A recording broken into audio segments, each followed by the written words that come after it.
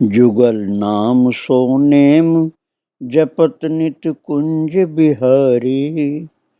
अवलोकत रह केली सखी सुख के अधिकारी।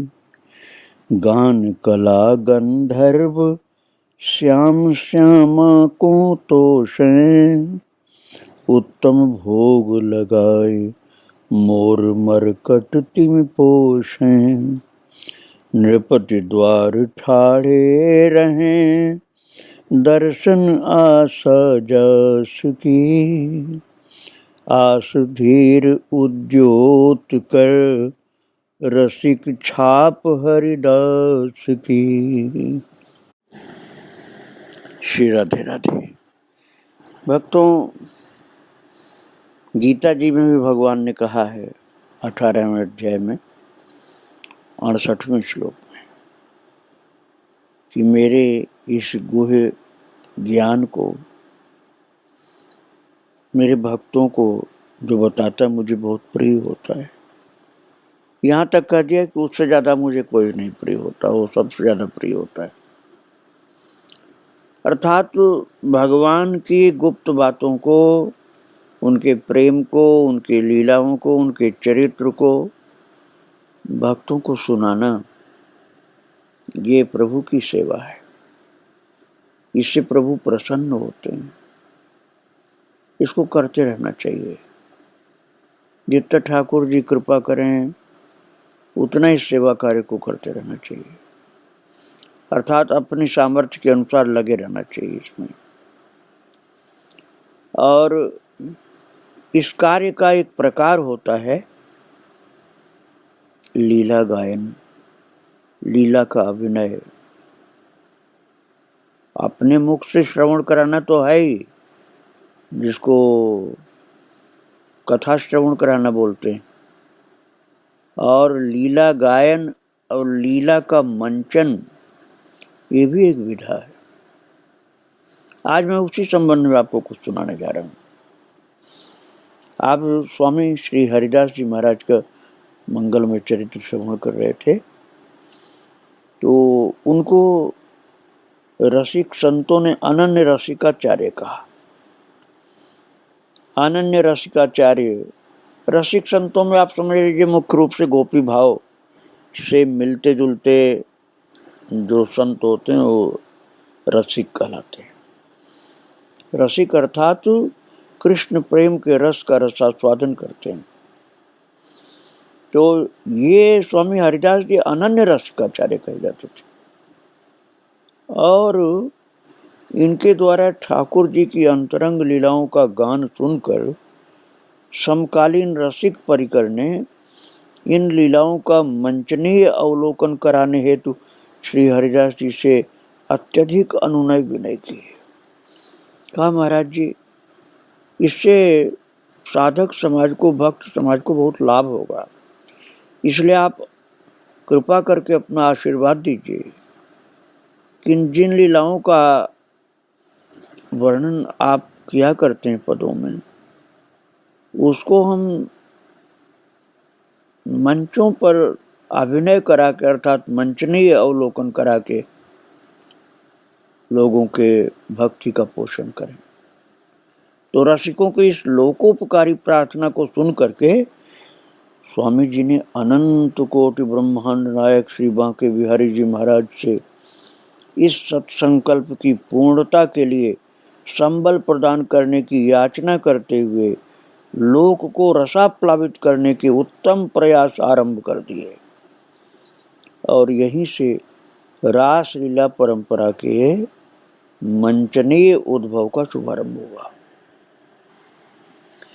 जो वर्तमान में रासलीला के उत्कर्ष स्वरूप लोकनाट्य परंपरा के कोषागार में एक चमचमाते हीरे की तरह से जगमगायमान है।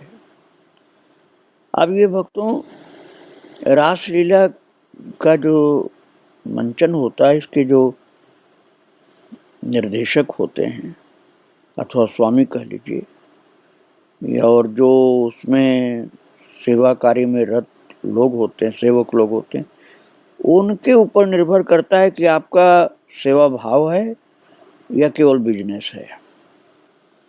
मैं तो यही कहूँगा कि सेवा भाव रहता है उनका, लेकिन यदि कोई बिजनेस पॉइंट ऑफ व्यू से अर्थात धनार्जन की दृष्टि से केवल करता है, तब भी उसमें थोड़ा कुछ न कुछ परमार्थ जरूर रहता है, क्योंकि भगवान की बात बताई जाती है, भगवान की लीला सुनाई जाती है। इसलिए स्वार्थ परमार्थ दोनों का मिश्रण होते हुए भी कल्याणकारी होता है। वो पूर्ण कल्याणकारी उसका होता है जो पूर्ण निस्वार्थ होते हैं, लेकिन ऐसा जल्दी से सबके लिए होना सुलभ नहीं है। रस की अभिव्यक्ति के सर्वाधिक समान माध्यम को रास माना जाता है। यूं तो ये लीलाएं श्री कृष्णावतार के समय से ही प्रकाशित हैं। वर्णन मिलता है भक्तों भागवत जी में भी कि भगवान कृष्ण के अवतार काल में भी उनके सखा लोग राम की लीलाएं, कृष्ण की लीलाएं किया करते थे। और काकभूषुंडी जी ने भी बताया है कि लीलाएं होती थी प्राचीन काल में भी, और उन लीलाओं का मंच पर अभिनय करना अर्थात मंचित करने का श्रेय स्वामी हरिदास जी को विशेष प्राप्त हुआ। पूर्व में रासलीला मात्र श्रव्यात्मक ज्यादा रही, अर्थात श्रवण करने की बात ज्यादा होती थी, मंचन कम होता था। लेकिन हरिदास जी ने उन्हें काव्य, कथा, पात्र, दृश्य आदि के सशक्त माध्यम से दृश्यात्मक स्वरूप प्रदान कर दिया। रासलीला दो पृथक शब्द रास और लीला के द्वारा बना हुआ है। रास नित्य है और लीला समयानुक्रम से घटित घटना प्रसंग है। अतः रासलीला का आशय है नित्य प्रति की क्रीडाएं, जो भगवान की नित्य प्रति की क्रीडाएं होती हैं भक्तजनों के कल्याण के लिए, वो रासलीला है। और इस रास वृत्तांत को भारतीय नाट्य जगत के ठोस स्तंभ श्री भरत मुनि ने दो भागों में विभक्त किया, और उसको नाट्य रासक कहा जाता है और रासक कहा जाता है। रासक और नाट्य रासक। रासक रास की वो सीधी सच्ची विधा है जिसके मूल भाव में रस की प्रधानता एवं कथा का सम्मिश्रण है, और नाट्य रासक जो है उसमें नृत्य में गेय, काव्य, कथानक, पात्र, देश काल, वातावरण, भाव और दृश्य की प्रधानता है। इनसे स्पष्ट है कि रास की उपस्थिति भरत मुनि के युग से चल रही है। माना जाता है कि ये विधा प्राय लोप सी हो चुकी थी, बीच का समय कुछ यूं ही निकल गया। तब रसिकों की कामना पूर्ति हेतु रसिकेश्वर श्री स्वामी हरिदास जी ने रास को मंचित स्वरूप प्रदान किया। आराध्य की आज्ञा पाकर अर्थात बांके बिहारी जी की आज्ञा प्राप्त करके श्री हरिदास जी ने श्री वल्लभाचार्य जी के महान सहयोग से सर्वप्रथम मथुरा जी के विश्राम घाट पर श्री राधा जन्माष्टमी के दिन इन रास लीलाओं के मंचन का श्री गणेश किया। प्रथम लीला बेनी गुंथन, जिसमें ललिता अवतरण की बात मैं आपको सुना चुका हूँ, उसके मंचन हेतु मथुरा जी के 8 बालक एक मंडली के रूप में एकत्रित किए गए। इस लीला में श्री जी का श्रृंगार श्री हरिदास जी ने तथा ठाकुर जी का श्रृंगार श्री वल्लभाचार्य जी ने किया। और ऐसा बताते हैं भक्त लोग कि इस लीला में ठाकुर जी एवं श्री जी के स्वरूप बने बालक मंच से ही अंतर्धान हो गए थे।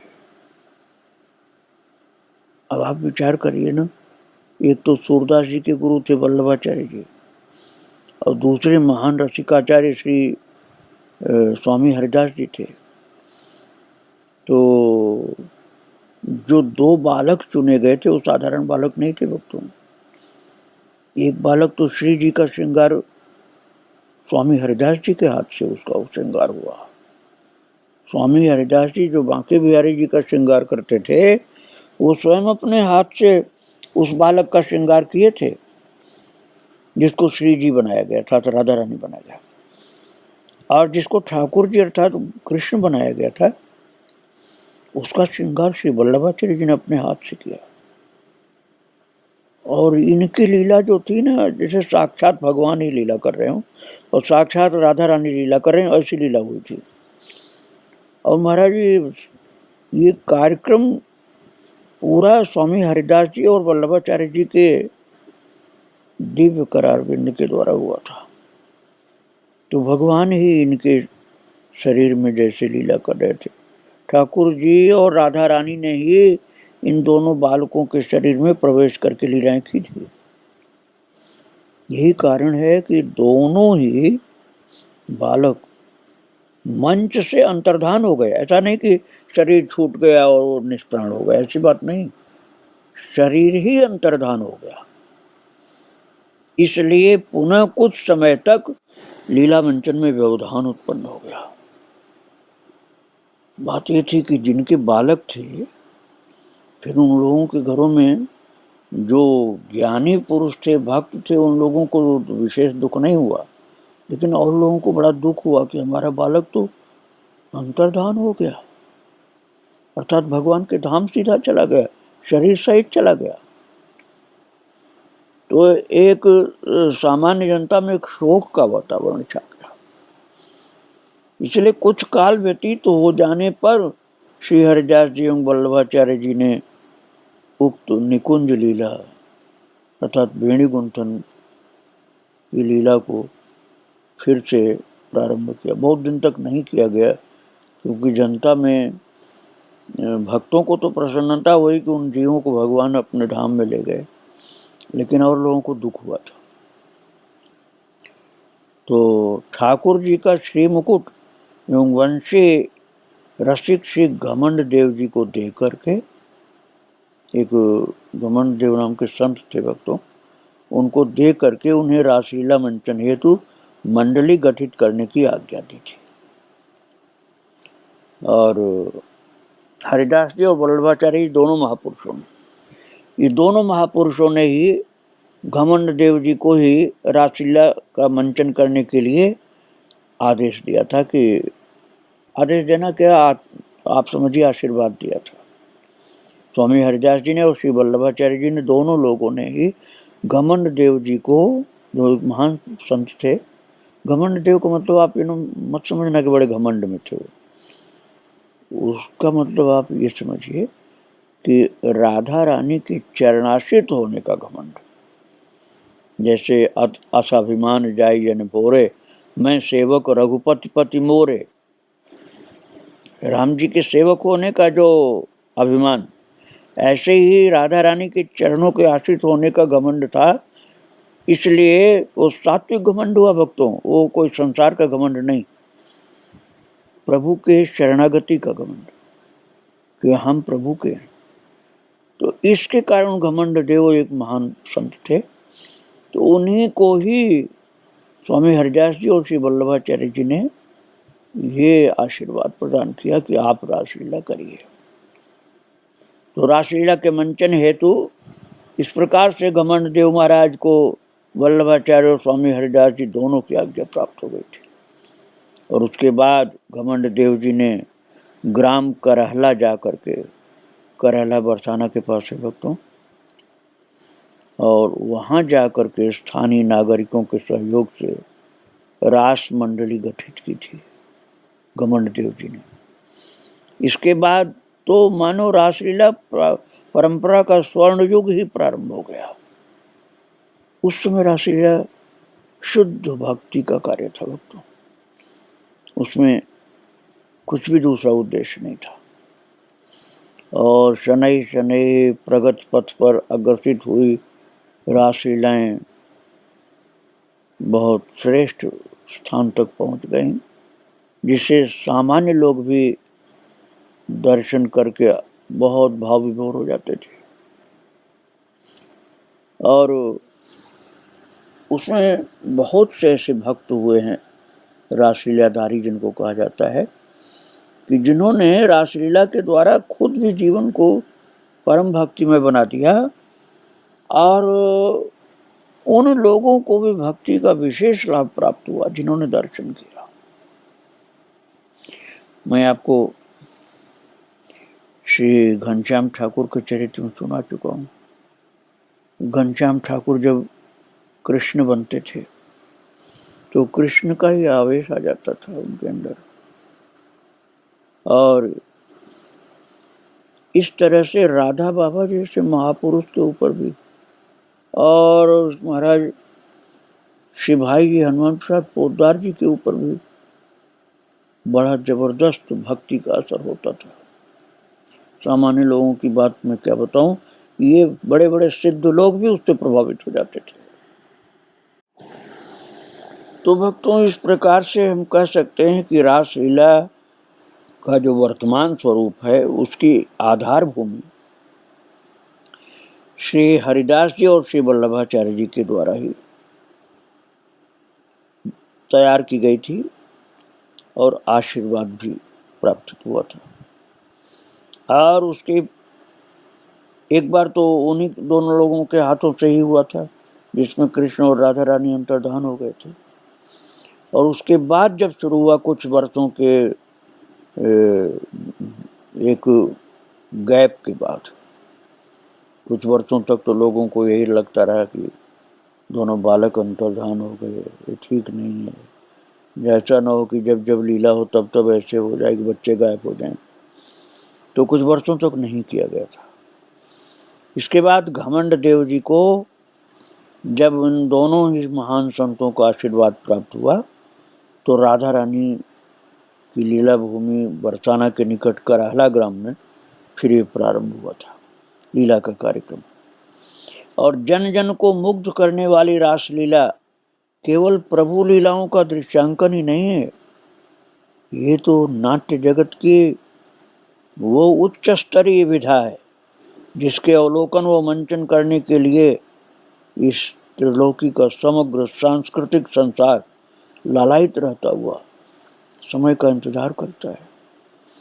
अर्थात इन लीलाओं में महाराज भगवान की शक्ति प्रकट हो जाती थी। हो सकता है आज भी होती हो, हम नहीं करें कि आज नहीं होती है, लेकिन इसके लिए सुपात्र की आवश्यकता पड़ती है। मैं आपको सनम साहब का चरित्र सुना चुका हूँ, जो महान भक्त थे, अलवर के रहने वाले। सनम साहब आधी रात को वंशी भट्ट जो वृंदावन धाम में है वहाँ चल रही थी रासलीला, और उसमें रासलीला में राधा कृष्ण को साक्षात राधा कृष्ण के रूप में उन्होंने देखा था और उनके चरणों में दंडवत करके शरीर छोड़ दिया था। तो रासलीला भी बहुत ऊंची चीज है, ये करने वाले भाव से करते हो, देखने वाले भाव से देखते हो। तो ये जन जन को मुग्ध करने वाली चीज है। भगवान की लीला का दर्शन होने लग जाता है जो भाव से देखता है। और इन पावन रासलीलाओं में साहित्य, संगीत, कला तीनों का समावेश प्रचुर मात्रा में रहता है। साहित्य रूप में सर्वश्रेष्ठ गेय काव्य, कथानक, संगीत की व्याख्या, गीत, वाद्य, नृत्य, जिसको कहा गया ना वो संगीत यही है ही। गीतम वाद्यम नृत्यम च त्रयम संगीत मुच्यते, अर्थात गायन करना राग के अनुसार और ताल के अनुसार वाद्य करना, और उन्हीं दोनों ताल और राग के अनुसार नृत्य करना, इसको संगीत कहा जाता है। इसका प्रासंगिक स्वरूप और कला पूर्ण रूप से उत्तम कोटि का अभिनय रास की संपूर्णता को प्रदान करता है। त्रैलोक मंगलकारी इन रास लीलाओं में गाए जाने वाले पद विभिन्न संत, गृहस्थ, कवियों की रचनाओं में से लिए जाते हैं। रास में मुख्यतः निकुंज लीला, श्री कृष्ण जन्मोत्सव, बाल लीला, माखन चोरी, गोचारण, काली दमन मर्दन और सुदामा का वृत्तांत, उद्धव प्रसंग, द्वारका गमन, कंसवध आदि लीलाएं हुआ करती हैं जो भावुक भक्तों को बहुत आनंदित करती हैं। और तटस्थ भाव से अवलोकन करने पर ज्ञात होता है कि रासलीला परंपरा के मंचनीय उद्भव से एक ऐसा सांस्कृतिक रससिक्त आंदोलन प्रारंभ हुआ जिसको समाज ने गति देने में प्रसन्नता का अनुभव किया। अर्थात जनता ने, श्रोताओं ने और प्रतिष्ठित समाज ने जिसको गति दिया, अर्थात पूर्ण रूप से भावपूर्ण सहयोग किया और भक्त समाज के सहयोग के कारण ये रासलीलाएं आगे बढ़ती गईं। उनका पोषण भी होता रहा और भक्तों के भाव का भी पोषण होता रहा। तो प्रारंभ हुआ, यद्यपि सर्वकालीन है, पूर्व के युगों में भी हुआ था, लेकिन जो बीच में गैप एक लंबा हो गया था, उसके बाद प्रारंभ हुआ स्वामी हरिदास जी और साथ में महाराज श्री वल्लभाचार्य जी भी थे। इन दोनों ही महान संतों के आशीर्वाद से रासलीला का फिर से समाज में प्रकटीकरण हुआ और उसी मंचन के द्वारा लोगों में भक्ति का सामान्य जनता में बहुत उद्रेक हुआ। अच्छे विद्वान और ज्ञानी महापुरुष भक्त लोगों की बात तो अलग है, लेकिन सामान्य जनता में भक्ति को प्रकट कराने में रासलीला का बहुत बड़ा सहयोग था भक्तों। और भक्तों, इस प्रकार से अपने आराध्य श्री बांके बिहारी जी महाराज की प्रसन्नता के लिए उन्हीं की लीलाओं को मंच परंपरा प्रदान करके श्री स्वामी हरिदास जी महाराज ने समस्त रसिक समुदाय को रस स्रोत के दर्शन करा दिए। श्री स्वामी जी स्वयं श्री निधिवन राज निकुंजवन में विराजित होकर के प्रभु सेवारत रहते हुए नित्य निरंतर अपने इस धराधाम पर अवतीर्ण होने का प्रयोजन पूर्ण करते रहे। धीरे धीरे लोकाचारवश श्री हरिदासी ख्याति सर्वत्र प्रकट होने लगी। स्थान स्थान से नाना विद्याओं में पारंगत विद्वज्जन स्वामी जी से शिक्षा ग्रहण करने के हेतु आने लगे। उन्हीं दिनों योग के विविध आयामों को पार करके हिमालय की दुर्गम कंदराओं में दीर्घ काल तक योग साधना पर्यंत समस्त सिद्धियों को प्राप्त करके कुछ गर्वोन्नत हो योगीराज प्रकाशानंद, जिन्हें पर्वतपुरी एवं प्रबोधानंद भी कहते हैं, वो स्वामी जी के मर्म को जानने एवं उनकी परीक्षा लेने की उत्कृष्ट आकांक्षा सजाए हुए श्री धाम वृंदावन में आए। उस समय श्री स्वामी जी मोर और बंदरों को चना खिला रहे थे। तो योगीराज प्रबोधानंद जी अपने योग बल से मोर बन करके चना चुगने लगे। तो प्रबोधानंद जी के वहां पहुंचते ही श्री हरिदास जी उन्हें नाम लेकर पुकारा, अरे भैया प्रबोधानंद, आप यहाँ हमारे बगल में आसन पर विराजो, वहां रज में मोरन के मध्य क्यों छुपे भय हो। ब्रज की बोली में बोल रहे थे महाराज जी। वो मोर, प्रबोधानंद जी योगीराज थे, मोर का रूप धारण कर लिए थे। तो उन्होंने समझा कि कोई मुझे पहचान नहीं पाएगा, लेकिन महाराज स्वामी हरिदास जी से कहाँ छुप सकते थे। तो इसलिए उन्होंने कहा, अरे भैया प्रबोधानंद, आप यहाँ हमारे बगल में आसन पर विराजो, वहाँ रज में मोरन के मध्य में क्यों छुपे पड़े हो। बस इतना सुनते ही प्रबोधानंद जी समझ गए कि ये पहुंचे हुए संत हैं। तो अपने वास्तविक स्वरूप में हरिदास जी के समक्ष जाकर के दंडवत प्रणाम किया। स्वामी जी ने आनंद सहित उन्हें बगल में आसन पर विराजमान करके आने का कारण पूछा। योगीराज ने कहा, हे प्रभु, आप वैसे तो सर्वज्ञ हैं, अंतर्यामी हैं, किंतु फिर भी मुझ दास की चिर अभिलाषा की पूर्ति कर कृतार्थ करने की कृपा करें। हे नाथ, मेरी इच्छा है कि एक बार अपने योग बल से मैं ब्रह्मांड के किसी भी लोक में छिप जाऊं और आप मुझे खोजें। भक्त वत्सल कृपालु प्रभु की आज्ञा प्राप्त करके श्री हरिदास जी ने उनके प्रस्ताव को स्वीकार कर लिया और भूमंडल के योग जगत को एक ऐसा अनोखा खेल दिखाया कि महाराज सृष्टि चमत्कृत हो गई, जैसे विस्मय में पड़ गई हो। ये कैसी लीलाएं लोगों की। हुआ यूं कि योग बल के सहारे योगीराज जिस स्थल अथवा लोक में, जैसे इंद्र की अमरावती, यम की संयमनीपुरी, वरुण की विभावरीपुरी, कुबेर की अलकापुरी, आज के साथ साथ ब्रह्मलोक, तपलोक, महरलोक, जनलोक, जिस लोक में पहुंचते महाराज, वहां से स्वामी जी संगीत गान करते उपस्थित वहीं मिल जाते थे। तो हार करके उन्होंने हरिदास जी से एक इच्छा और पूर्ण करने के लिए प्रार्थना किया, हे दयालु, आप कृपा पूर्वक अब आप छिपे, मैं खोजूं। तो महाराज स्वामी जी ने अपना तान पूरा करुआ गुदड़ी लकुटी उठाई और सघन निकुंजों के मध्य उछल हो गए। और योग के माध्यम से ये जानकर कि स्वामी जी रंगमहल में प्रविष्ट हो चुके हैं, प्रबोधानंद जी निकुंजों के मध्य स्थित रंगमहल के दरवाजे पर पहुंच गए। वो वहां रंगमहल मर्यादा की रक्षार्थ पहले से मौजूद सखियां जो थीं, उन्होंने रोक दिया उनको, और हजारों प्रकार के प्रयत्न के बाद भी महल में प्रवेश करने से वंचित रह गए। तो प्रबोधानंद जी बहुत द्रवित हो गए।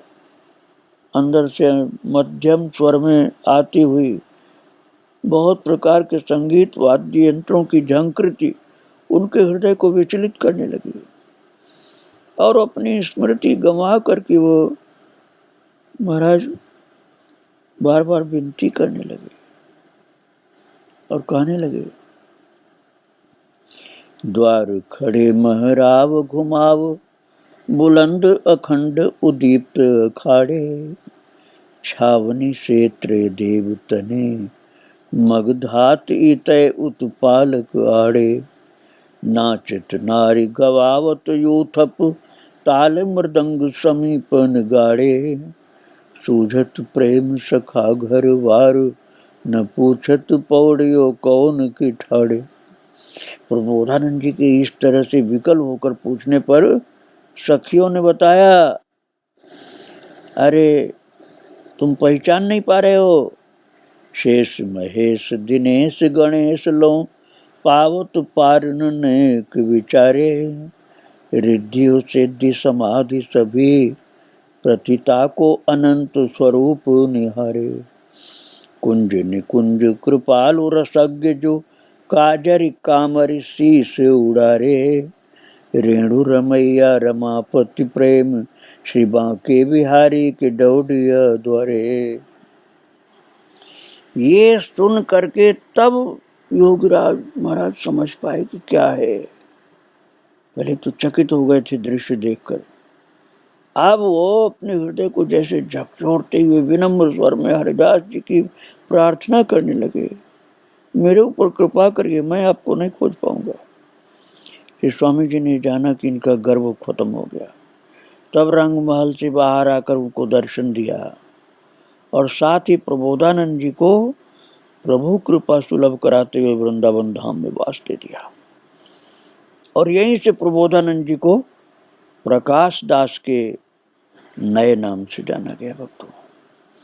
इस प्रकार महाराज जी बड़े बड़े सिद्धों के ऊपर भी कृपा किए थे।